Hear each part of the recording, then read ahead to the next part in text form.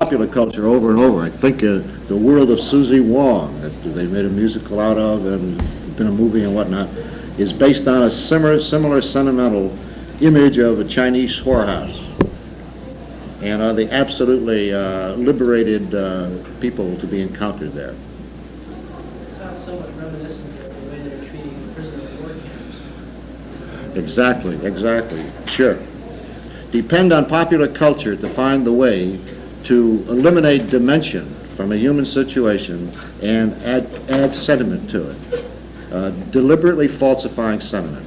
You can be sure that the people who are the entrepreneurs in popular culture, who prepare such movies and such television shows, know very well from their own experience that the truth is to the contrary, and so they lead a deliberately schizophrenic existence. You can be very sure that the producers of The World of Susie Wong are typical Hollywood people who have had plenty of experience with call girls and whatnot, and know that the real life prostitute is not as portrayed in the images that they purvey wholesale. But as against all this, there is Émile Zola, for once in literature an accurate portrait of a whore who rises to the top of social life in Paris in the middle of the 19th century, and whose associates are all the dignitaries of government and the aristocracy, and about whom the truth is that she is a lesbian. Because the only truly emotional relationship she has is with another girl. Now, I don't see any way in which you can use the usual outright, straight down the line, cause and effect, environmentalist explanation to define how lesbianism develops in a given individual, or homosexuality. I think the environmentalist, the extreme environmentalist explanation breaks down when you consider matters that are so highly individualized. In other words, if it is true that all of corruption arises from social and economic circumstance, then it should follow that if Nana became a whore and was in her innermost identity a lesbian, all the other women who came out of the same circumstances should have been the same. There's further proof to the effect that there is an infernal correlationship between prostitution and lesbianism. There have been some psychoanalytic studies made in recent years, actual case histories, the individual life stories gone into in detail. And it seems to be monstrously constant that the true sex life of a prostitute, and in better than 90%, is a lesbian one. And it's been documented now. There are statistics on it. And it is strange, isn't it, that such a simple and obviously striking psychological fact should not have entered our protest literature, despite the fact that the material has been dealt with over and over in literature. Again, an interesting example of how ideology can blind a writer to the simple facts of character and lead him to a denial of individuality. I would like to recapitulate very briefly what the point I was trying to make last session. One, for the benefit of the people who were not here then, and two, because it turned out at the end of the session that the tape recorder had not been turned on. I was trying to say that in the romantic view that many ideologized novelists have had about the working class, a whole series of prized virtues have been attributed to workers and have been said to be the monopoly of people on the bottom or at the edges of society. Qualities such as non-competitiveness, non-puritanism, non-cerebralism, a capacity for living a natural, wholesome, unspoiled existence. And indeed, in most extreme cases, the proletarian has been seen as a modern urban pastoral figure. The logic behind such romanticization being a fuzzy version of the, I think, quite exact and enormously valuable theory developed by John Dollard in Class and Caste in a Southern Town, based on psychoanalytic examination of people from various levels of life in a typical Southern town. Namely, the idea that there is simply so much energy at the disposal of a given human organism, and that if that human organism is oriented toward a full entrance into the competitive social order, which means not only to get in, but to rise up, to take full advantage of the upward mobility available in a relatively fluid society such as ours, then a considerable part of his human energies must be devoted to the striving for status, position, income, prestige, material possessions, and so on. And that to the extent that prestige is gained, sexuality is lost, since many energies which in the, in quotes, natural state would be devoted toward instinctual gratification are deterred into other channels. I think you can see, those of you who have some background in psychology, that this is merely an extension and an application to group situations, to social analysis of an originally Freudian concept, namely that civilization, as it becomes more and more complex, produces more and more discontents, for the reason that more and more is required by way of training the individual so that he is capable of entering the society and functioning within it. The process of education, Freud sees as a process of instinct renunciation, at least the postponement of simple instinctual pleasures, so that the individual essentially becomes a passive tool in the hands of the educational system. And I don't mean simply the system of schools, but the whole society as an educational process. Then, of course, a haunting consideration arises. We'll never know. We will speculate endlessly. Do the people who are not oriented toward prestige have a better sex life? It's that simple. The answer of the romantic novelist is unqualifiedly yes. And I don't mean sex life in terms simply of sexual outlets, to use the horrible Kinsey language. I mean in terms of all the instincts being gratified, all the simple non-cerebral pleasures. There has somehow been a yearning on the part of middle-class writers to insist that such is the case, and that therefore people who are worse off economically, socially, culturally, every other way, are better off instinctually in terms of simple daily gratifications.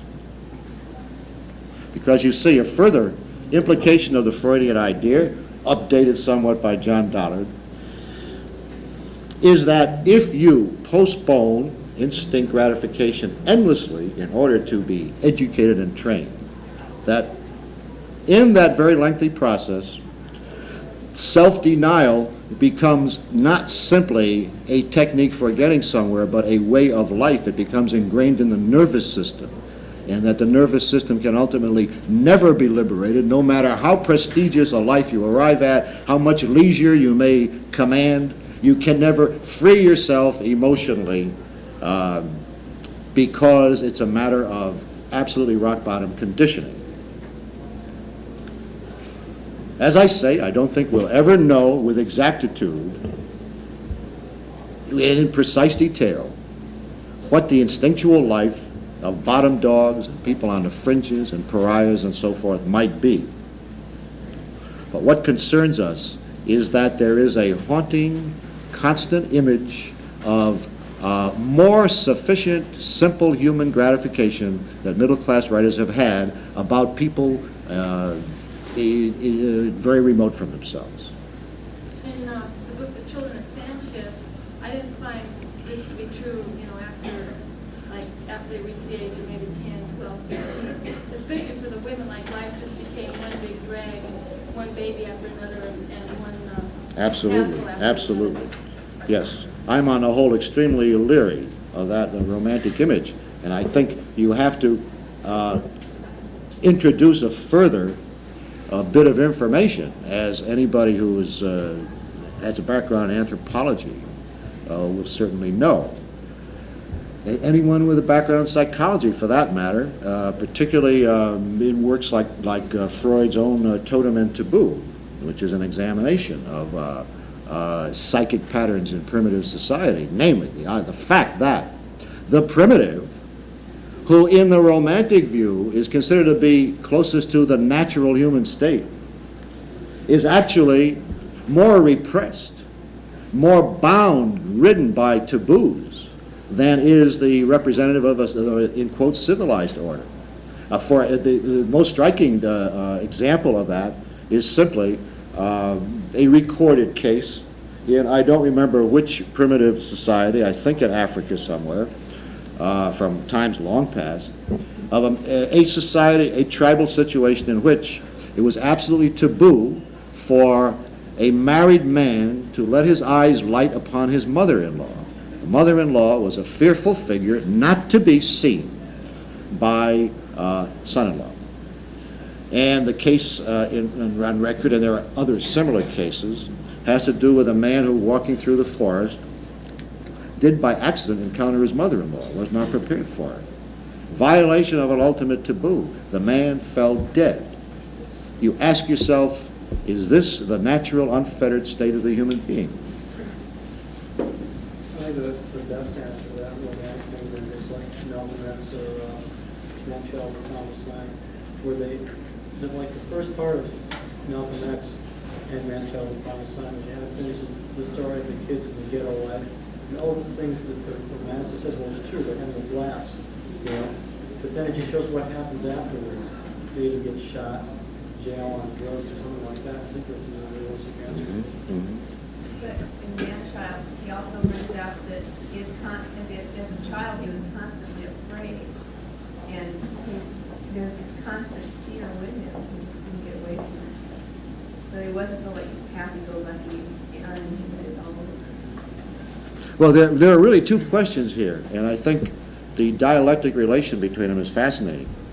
One is whether it is possible for the human animal truly to be in a state of nature.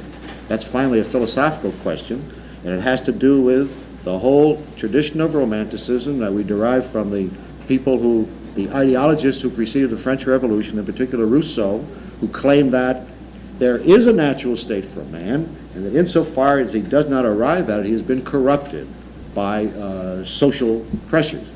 The further concern is whether it is possible, assuming that in a metaphysical sense such a state is possible, whether in a concrete sense it is possible for the most oppressed members of society. Does oppression have the extraordinary compensation that one can turn one's back on the dictates, the rules and regulations, the moral orders of the society, and live with emotional freedom? Obviously, you don't ask the second question if the answer to the first question is in the negative. Did you say oppression? Oppression, yes. There is a further tradition that's involved in this extraordinarily confused area of ideas. I hope you will see ultimately that they all have a direct bearing on what we're trying to get at. It is a tradition of the noble savage. And I hope that most of you, at least, will have had some opportunity to look at the two extraordinary books by Hoxie Neal Fairchild on our reading list, The Romantic Quest and The Noble Savage, A Study in Romantic Naturalism. If you have a choice between the two, the more important one by far is The Noble Savage. Here we have laid out for us, in brilliant scholarly fashion, the idea that Western man has been haunted since late medieval times by the romantic image of the possibility in the human animal of returning to a state of nature, the so-called savage condition, and thereby arriving at nobility. You see, it's essentially a Rousseauian concept. The idea did not take root in men's heads simply because of the distresses and frustrations of the social orders of late medieval times and period just following. It was stimulated as well by the period of exploration. Since Western Europe began to be flooded with accounts written by the explorers who returned of peoples utterly unlike the white people in Western Europe, people of other colors, who, according to these heated accounts, led lives of complete freedom, of instant and total satisfaction from day to day, the quality of whose lives was unvarying happiness. And so the idea developed in the Western world that anybody who lives very far away from us and looks very much unlike us and has a very much simpler social structure or no social structure at all has got to be living the good life. And then it follows that we begin to question what the hell we're up to. What is the value of the kind of society that we sweat and strain to produce and live within? If its total human effect is frustration, misery, at least a vague sense of dissatisfaction, in existential terms, a constant nausea around the edges, of fear and trembling. If this is the quality of Western civilization as it is felt by the individual, why bother? Now you know we come, I hope you will see by what logic, to the idea of Bohemia. To the extent that dissatisfactions were engendered in people in Western Europe, and to the extent that exploration opened up the possibility of displacing yourself geographically, the thought occurred to more and more people, get the hell out of this. Go somewhere as far away as possible, where people of another color live, if possible, because that color almost guarantees that their life is going to be better than ours, to a place where there's as little social structure as possible, there's as much wilderness as possible. There we can reclaim the state of nature, fulfill the human potential which has been smothered and squelched and crushed in the over-proliferating structures of Europe. The idea of a non-Europe took root in people's heads. In modern terms, I think we can say the idea of a Bohemia, except we think of Bohemias in terms of little enclaves, little communities within a community to which you can go for refuge and have a good time or live a disorderly life and not be spied upon constantly. But in those days, the Bohemian concept, and of course that phrase wasn't used that far back, was another country, another hemisphere. And I think if you follow that logic, you can say, without too much playfulness, that America was founded as the Bohemia of the Western world. And then I think you can say further that those men who were driven in considerable numbers to displace themselves from the tight and controlling social orders of Europe, fled to this country, were seeking, first of all, a savage life, or at least what a savage life might mean in the terms of a civilized European.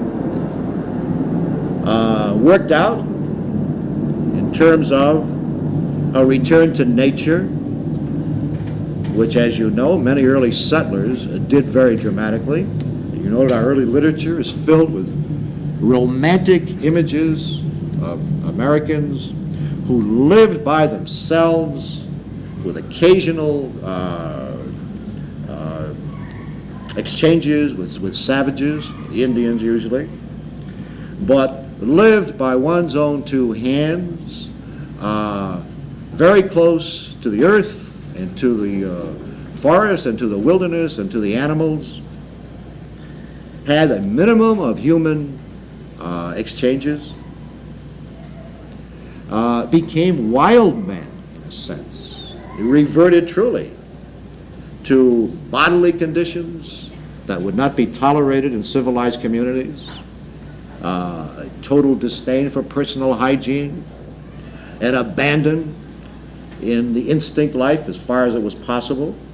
Of course, we have to add that in the most essential respects, it was not often possible for the very early settlers, the real frontiersmen, because they didn't have women around. And that fact, examined carefully enough, may finally tell us a great deal about how the American character came to be formed. That there was an enormous amount of instinctual violence, abandonment, but often without women.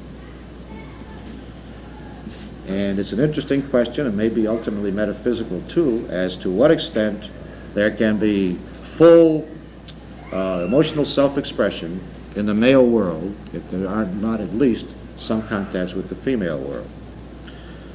In any case, here we have in the literature of the 19th century and earlier constant images of people who have really beat it out of Europe, beat the European rap, gotten out of the smothering controls of civilization, and created some kind of, in quotes, natural life for themselves. I'm talking about James Fenimore Cooper's Natty Bumppo, the leather stocking man, talking about Thoreau's image of living by oneself alongside Walden, of the men in Melville who go to sea and live simply and often have good relations with alleged savages, although Melville has a sophistication, they turn out to be very subtle savages finally, such as Queequeg, the South Pacific black who works aboard the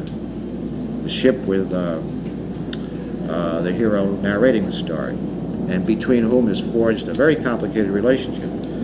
And we have even later on in Mark Twain, a very complicated relationship between young Huckleberry Finn and Nigger Jim,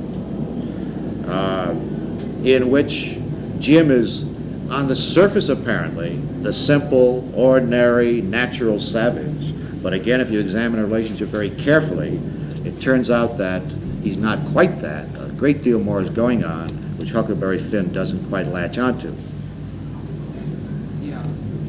It seems to me in the examples you're mentioning that they're later than the actual settlers that came to this country. Your contention that the people that came here were looking for a return to the noble savage, I can't help but disagree with that. It seems to me that the people that came to this country brought with them the absolute form and rigorous controls of society in Europe in the form of Puritanism. Natty Bumppo was basically a pulp sort of piece. It was serialized like Buffalo Bill things in newspapers in the East where industry was beginning to be built, and it was after the initial settling was done. And all of your examples, though, come after that initial settling. Right. No question. I was oversimplifying in order to make my basic point about an international Bohemia. Obviously, amongst the first settlers were many who were determined to implant the values of Western civilization in this new country, except they began their efforts along the eastern seaboard. Now, I'm talking primarily about those people who came here not to find a duplication of Europe on the eastern seaboard. Even at the beginning, it was very primitive. It was hardly a full duplication. But who from the beginning wanted no social structure and pushed on. And I think this is the basic spirit in the constant pushing of the frontier west. I think that there was a careful selection of personnel, that those people who were not content with life in Philadelphia and New York and Boston and Washington were of a particular order, of the kind who had truly a nausea with Europe and with developed civilization in general. And certainly most of the types found along the frontier, even as far along as the Civil War, were incredibly quirky individuals, often so quirky that they could not endure to be in a small town, in a frontier border town, who lived, many of whom lived as hermits. But was it this spirit of trying to get away from things that made people push the western border, or was it a kind of a middle-class push for acquisition of property and land and getting out there Sure. and finding gold and staking your claim and getting something that you didn't have when you arrived off the boat, getting your hands on property? I think you have to distinguish between periods here. I would say the first men who went that way, most of them, were imbued with a horror of structured life and simply wanted to get into a wilderness situation.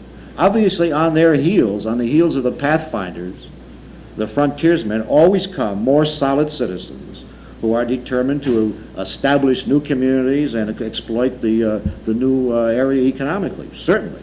But I'm talking about the original spirit of the push westward, not the socially organized movement it became, and not the economically motivated movement it became. I'm talking about the initial drive on the part of certain Europe fleeing individuals who wanted to restore wildness in their lives. A question here could be, is the want or acquisition of property natural, or is it unnatural to be, is it a selfish one? I hope you're not asking me to answer that question. No. I'd be delighted to give you an answer if I had it. Obviously, anybody who believes in a radical transformation of the social order has got to have at least some slight hope that is not the case, that it is not an ingrained human condition. I don't think we can have a final answer because a genuine experiment in the other direction has not yet been tried, except in certain very limited communal situations. But if we add that, according to considerable evidence, the original Christian condition, not among the early Christians, was a communal one. We see the vague possibility that it has been experienced, at least at that time in human history, and in some primitive societies. I think the natural situation would be an awareness of unselfishness. I think an awareness of natural conditions is an unselfish. Well, I think we have to talk primarily in terms of the Christian tradition, since our society remains permeated with it, even in areas where the religion as such no longer functions. The values derived from it still imbue us all. I think that there is an ambivalence in Christianity from the beginning as to whether the good man, the selfless man, is allowed to accumulate important amounts of property, private property. I think you can find evidence on both sides corresponding to an ideological conflict at the time, as between those who were communally minded and those who thought that if a man were favored in the accumulation of material possessions in this world, it must be God's will that he be favored that way. And you see in Puritanism, which was the ideology of early capitalism in this country, the one side of Christianity was seized upon, namely that no matter how well you do in this world is God's will, to justify frantic accumulation and frenzied economic development. The other side of Christianity, the emphasis on the communal, on selflessness, obviously in our societies has been largely abandoned. What was your opinion on that, the instinct, man's instinct to have things? I don't think that any one of us is in a position to discuss it objectively, because no one of us has come out of society unconditioned by what exists in that society. I'll tell you what I'd like to believe, that there is a natural urge to have certain possessions, a shelter, perhaps some land to work, although in a sophisticated society, technologically, I think the land would become unimportant. Certain personal objects that make personal life pleasant and family life secure. I think that there is no indication in any psychological investigation I know that there is an urge determined by the DNA in the human animal to own and control means of production. My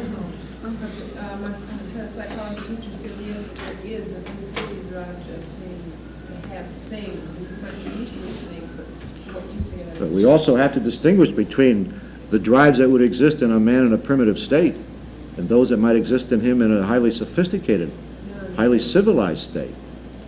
In a primitive state, you can do nothing but amass as much as possible that is functional, because your hand is pitted against the hand of every other man and against the hand of nature. You're in constant combat to survive, and whatever tools you can acquire to aid you in that fighting for survival, you will acquire. But imagine a set of circumstances in which there is not that competition both with your fellow man and with the natural world. What if it's not a sense of competition? What if it's a sense of animism? What if it's a sense of, a need for some sort of psychic order, and so you have possessions that, are yours and identify you in everything else? If it's a religious thing, and not this sense of combativeness, you keep getting back to this aggressiveness, and this is the point I trip over every time. But you see, we're talking about two different areas, and yours does not concern us. I don't care. It may be quite valid that there are animistic processes in every human mind, that certain objects are desired to be owned personally because of their symbolistic value. All of that's entirely possible, but the objects we're talking about are not objects of social concern. They're not the means of production and distribution. They're not the objects that determine what the structure of your social order. I can imagine individuals amassing whole houses filled with housefuls and barnfuls of personal objects that still would make no difference socially. And I see no reason to discuss that. I think everybody should be entirely free to accumulate as many personal objects as are meaningful to it. But that does not have any impact upon the social relations of men and the formation of social classes. In other words, I don't see how that concern can at all influence, one way or another, your judgments as to social orders. But there's I don't know if you call it an argument or not, but there's discussion about material objects, and it's identified with class. It doesn't have anything to do with your controlling of the means of production. It's the objects Sure, themselves. but it all is an extension of the original ideology of capitalism, having to do with material accumulation. The first material accumulation that was vital to establish and expand this economy, private enterprise economy, what had to do with means of production. But look, if once an ideology is created, it cannot be selective. It can't say, look, nor can it be rational and functional. It cannot ever say, look, we need this ideology in order to get people to build factories and make a lot of goods and so on. But don't let that influence the rest of your behavior. On the contrary, if you have to establish that that ideology is divinely dictated, then it has to be imposed on all human behavior. And so finally, it comes down to a senseless amassing of objects. I mean, look at the stories you always find in the newspapers of old people who have been hermits for years, and finally they die, and somebody smells the corpses, and they break into the house, and they find $200,000 or $300,000 in a premises. Well, this is the ideology of capitalism run amok, become psychotic. But it would not happen in a non-capitalist society. Your whole nervous system would not be permeated with the idea of accumulation. But it's hard for us to see that because we haven't had the experience of growing up in another kind of order. I do think that these matters are at the root infernally ideological. And the trouble with ideology is that it is bound to be totalitarian. It has to establish itself as derived from a divinity, and it has to be imposed on all of human behavior. It cannot just say, use me where I work, where I have a function. It's got to say, this is the right condition for the human race. And what about the accumulation of, an excessive accumulation of things that have nothing to do with capitalism? That have nothing to do with It's capitalism. just objects, like, But look, suppose you have the acquisitive impulse has been implanted in you from age 6 months, and you stop and think carefully about the conditioning of children, infants in our society, and you will see that they're conditioned in ways radically different from what they are, say, in primitive societies, where material objects have no extreme value. The idea of personal possessions, of amassing personal possessions, is implanted in your head from your first days, from the matter of how many toys you have in competition with how many the kid down the block had, and on and on and on. So how can you talk about what is instinctual, what is truly inherited as regards human acquisition? You can't, because you don't have a control situation of a human group of human beings in another environment and another conditioning. Also, about the old people, where the stories are sometimes that they have a lot of money just, stuffed in the bed. It seems to me that sometimes, or this is the case in my family, the elders are from the old country, and they've got this burning desire just to watch their money grow for no reason than to just have it because they never had it when they were children, and that's not. Yeah, but suppose they'd stayed in their place of origin. Would they have had the same thing? They never had the way of To stimulate, yeah. But Suppose there's always they the got, urge for the all right, security. suppose all the circumstances of their life in the old country, which country are we talking about? Poland. Suppose all the circumstances of life remain the same, but by an act of the gods, $1 million were dropped in their laps. What, in the situation of the shtetl, or whatever, the Pale of Settlement, whatever it might have been, what would these people you're talking about have done with $1 million, as against what $1 million would mean to them in this country? I mean, you're saying that they might have used the money instead of just watching it? They might have given a lot of it away, because there were a lot of communal aspects to life in these highly condensed, carefully circumscribed Pales of Settlement. Sure. So there. Charity was one of the primary virtues encouraged in the life of these people and other oppressed people. Sure. And the tradition of charity hangs over even amongst millionaires who are 1 or 2 generations removed from their immigrant origins in certain cultural groups. I kind of put that on it, and I was thinking in terms of what you said about repression of sexuality. And you notice a lot of people who just have that mania to get things. They stop being people and become what they're, getting. Yep. And I just associated all that with that instinct of how much you can have.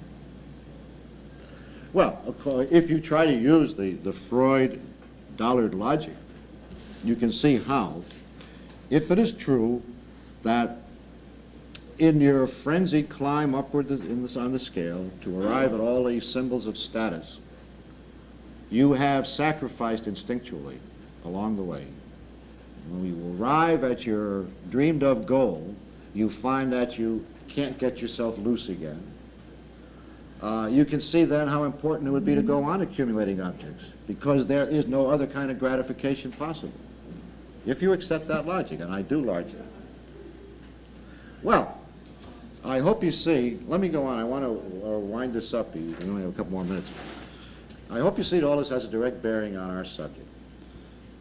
I'm trying to say that there is a very special tradition of escapism from the social centers in this country from the beginning.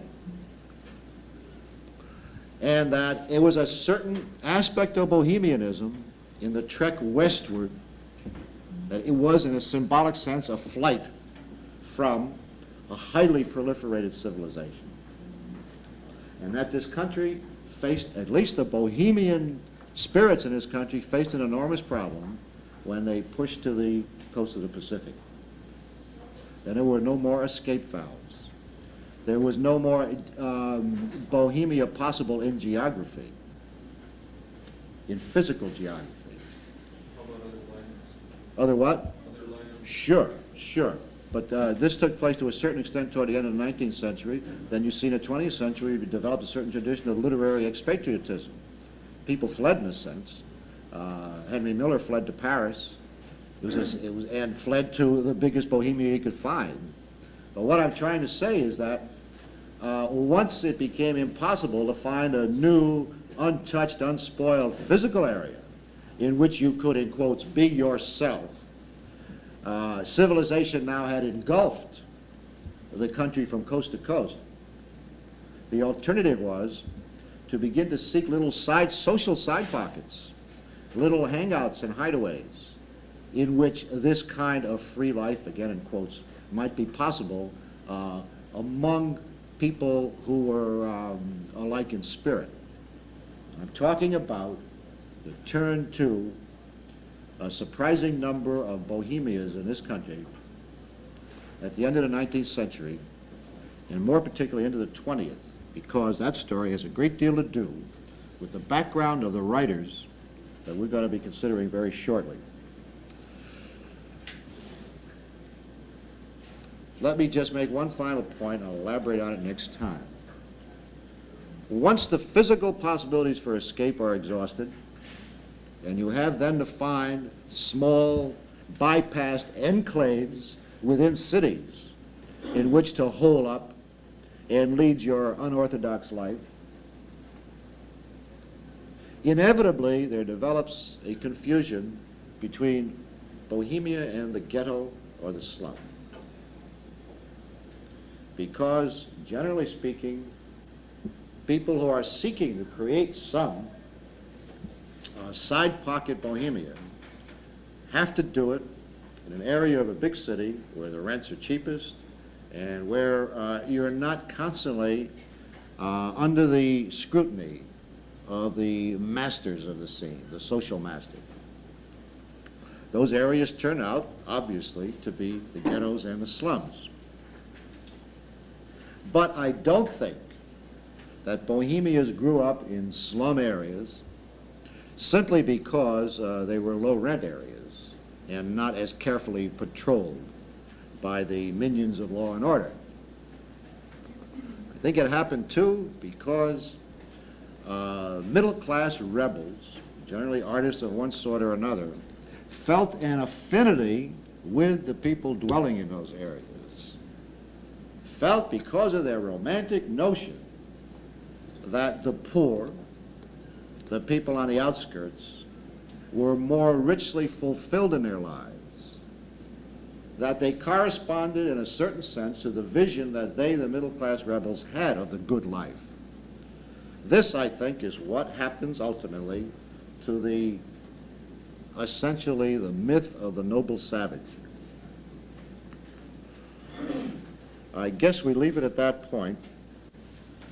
Let me just suggest one more piece of terminology that you might consider. Really what's involved here in the desperate attempt to find another representative of the noble savage, of the natural human condition, is a romantic cultism of the not I, to use a Sartrean language. That if your feeling is that your condition is one of frustration, corruption, of stall, of being stymied, it has to occur to you that whoever is spectacularly not like you must be better off. And to middle-class intellectuals, the person who seemed most dramatically to represent the not I was the worker, because he was the one most remote from the middle-class person's existence, and in particular, certain sections of the working class, including those of other colors. Okay, we can pursue that on Monday.